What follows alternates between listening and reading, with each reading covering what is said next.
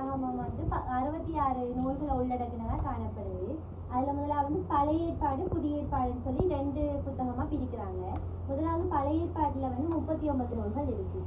அடுத்த புதிய ஏற்பாட்டில் வந்து 27 நூல்கள் இருக்குது. பழைய ஏற்பாட்டில் வந்து ஏசப்பா வாழ்ந்த காலத்தில் நடந்த கடவுள் காலத்தில் நடந்த சம்பவங்கள் இருக்குது. இயேசுவுக்கு முற்பட்ட காலம் அது. புதிய ஏற்பாடு வந்து ஏசப்பாட காலத்தில் அவர் செய்த உபமைகள் பற்றி அவர் பிற்காலத்தில் நடந்த சம்பவங்கள் பற்றி புதிய ஏற்பாடில் இருக்குது. பழைய ஏற்பாடில் வந்து முதல் 5 ஆகமங்கள், அதாவது 5 புத்தகங்களையும் வந்து பஞ்சாகமம்னு சொல்கிறாங்க.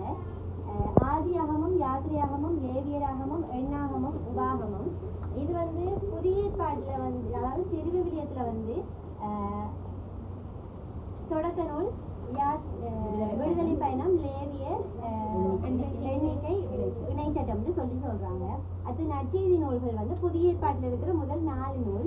அதில் இருக்கிற இந்த மத்தேயு, மார்க்கு, லூக்கான்றது வந்து ஒத்தைமை நற்செய்தி நூல்னு சொல்லுவாங்க. ஏன்னா இந்த 3 நூல்லையுமே இருக்கிற விஷயம் ஒரே விஷயம் தான், மாறி மாறி 3 நூல்லையுமே இருக்குது. அடுத்த யோவான். இது 4ஐயுமே வந்து நற்செய்தி நூல்னு சொல்லுவாங்க. அடுத்த பழைய ஏற்பாட்டில் வந்து கூட அதிகாரங்களை கொண்ட நூல் வந்து சங்கீதம், அதாவது திருப்பாடல்னு சொல்றது. 119ஆம் சங்கீதத்துல வந்து அதிக வசனம் கூட இருக்குது. 179 வசனங்கள் இருக்குதுன்னு நினைக்கிறேன்.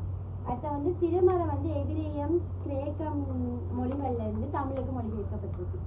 சரி, ஓகே. கை தட்டுவோமா?